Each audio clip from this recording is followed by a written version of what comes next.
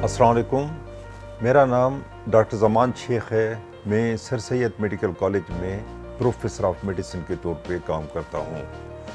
आज कुछ बात हो जाए कि कोरोना वायरस के मुतालिक। एक्चुअली ये कोरोना वायरस जिसने पूरी दुनिया में हरासमेंट फैला रखी है, ये नई किस्म का वायरस है जिसका अभी कोई तोड़, कोई वैक्सीनेशन, कोई प्रिवेंशन, कोई ट्रीटमेंट साइंटिफिकली बेस पे दरियाफ्त नहीं हुई है। कुछ डिजीज़ ऐसी हैं, बीमारियां जिनको हम कहते हैं कंटाजियस डिजीज़। इसका मतलब ये होता है कि एक इंसान से दूसरे इंसान में फैलती हैं, मगर उसकी एक लिमिट है। मतलब कुछ बीमारियां ऐसी हैं कि सिर्फ खांसने से या छींकों से फैलती हैं, मतलब निमोनिया है, आम जो फ्लू होता है वो है।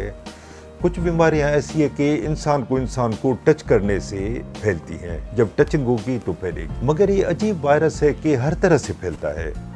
ये खांसने से तो फैलता ही है, छींकने से फैलता है, इवन आपस में बात करें क्लोज तो उससे भी फैल जाता है, टच करने से तो लाजमन फैलता है। और चूँकि नया वायरस है तो हमें इसके बारे में ज़्यादा इल्म भी नहीं है कि इसके लिए क्या किया जाए।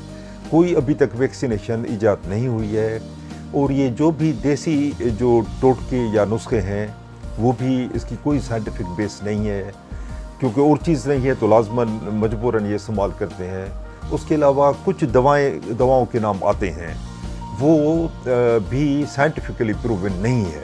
एक अंदाजे से हम लेते हैं, किसी को फ़ायदा हो जाता है, किसी को नहीं होता। जब अलामात ज़ाहिर होती हैं तो उसमें बुखार होना, खांसी होना, गले में खराश या गले में तकलीफ़ होना, जिस्म में पेन होना, बुखार हो जाना, ये चंद अलामतें हैं। कभी कभी छींकें आती हैं, कभी कभी दाग भी रहती है, तो ये कुछ अलामतें हैं। अब आपने नोट किया होगा कि ये अलामतें और डिजीज़ में भी हो सकती है, मसलन फ्लू, या किसी को एलर्जी है नाक की तो उसमें भी हो सकती हैं। तो फ़र्क ये है कि जो एलर्जी है उसमें नाक ज़्यादा बहता है और जिस्म में इतना दर्द नहीं होता, गले में इतनी खराश नहीं होती, और बुखार इसमें बढ़ता जाता है। वो बुखार फ्लू में इतना ज़्यादा नहीं होता, एलर्जी में ख़ासकर। फ्लू में भी छींकें ज़्यादा आती हैं, नाक ज़्यादा बहता है और गले में खराश कम होती है, बुखार की शिद्दत ज़्यादा नहीं होती, और वो जो बदन टूटता है वो फ्लू में अमूमन नहीं होता। ये कोरोना वायरस की निशानियाँ हैं। तो कुछ अलामतें ऐसी हैं कि हम क्लिनिकली महसूस कर सकते हैं कि ये कोरोना नहीं है, फ्लू है। मगर जब भी शक हो तो बेहतर है अपने कोरोना टेस्ट कराने चाहिए।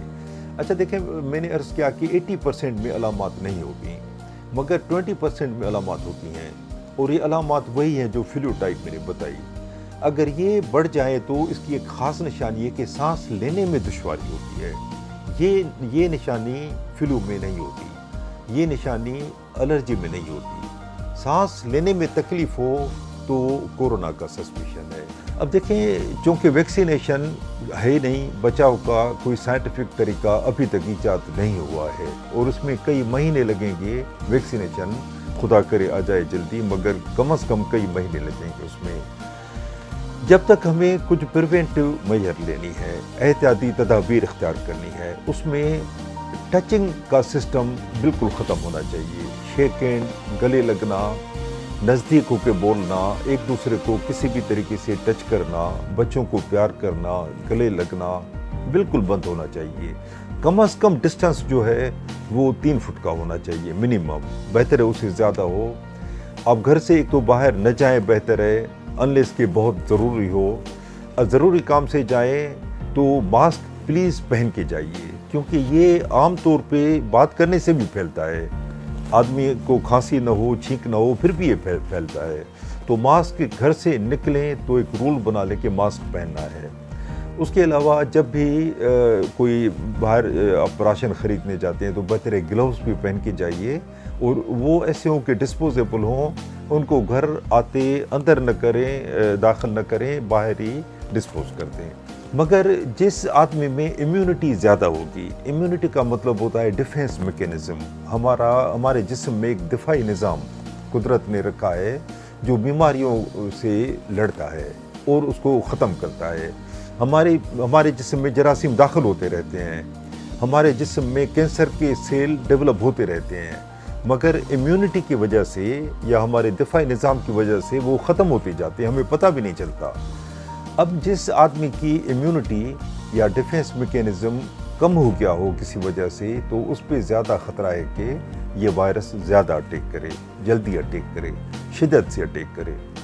اس میں 65 ایئر پلس جو ہے، کیونکہ قدرتی طور پہ عمر کے ساتھ ساتھ امیونٹی کم ہوتی جاتی ہے، یا جن کو شوگر کی بیماری ہے، جن کو جگر کی پرانی بیماری ہے، جس کو گردوں کی بیماری ہے، ہائپر ٹینشن ہے، بلڈ پریشر، دل کے امراض ہیں، یہ چند یا گردے خراب ہے جن کی، یہ وہ ہیں جن کی امیونٹی پہلے سے کم ہوتی ہے، تو ان لوگوں کو زیادہ خطرہ ہے، ان کو زیادہ احتیاط کرنی چاہیے اپنی امیونٹی بڑھانے کی۔ اب ہیلتھی فوڈ سے کیا مطلب ہے کہ ایک تو پروٹین تھوڑی زیادہ بڑھانی چاہیے، اس کے علاوہ جو کچھ ایسی ہیں جس میں وٹامنس ہیں غذاؤں میں، کچھ وٹامنس، سب وٹامن ضروری ہیں مگر کچھ وٹامن امیون سسٹم کو بہت زیادہ طاقتور بناتی ہیں۔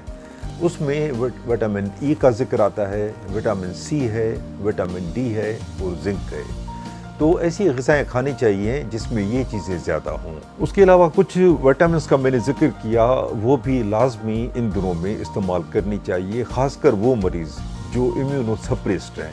امیونو سپریسڈ کا مطلب یہ کہ جن کی امیونٹی کم ہے، جو پہلے میں ذکر کر چکا ہوں، 65 ایئر سے پلس، شوگر کے مریض، دل کے امراض، جگر کے امراض، گردوں کے امراض اور بلڈ پریشر وغیرہ، یہ ان کی امیونٹی کم ہوتی ہے، تو ان کو زیادہ احتیاط کرنی چاہیے۔ ہمارے جسم میں پروسیس چلتے رہتے ہیں، ایک سلسلہ ہے جو اسٹریس پیدا کرتا ہے، اس کو کہتے ہیں آکسیڈیٹو اسٹریس۔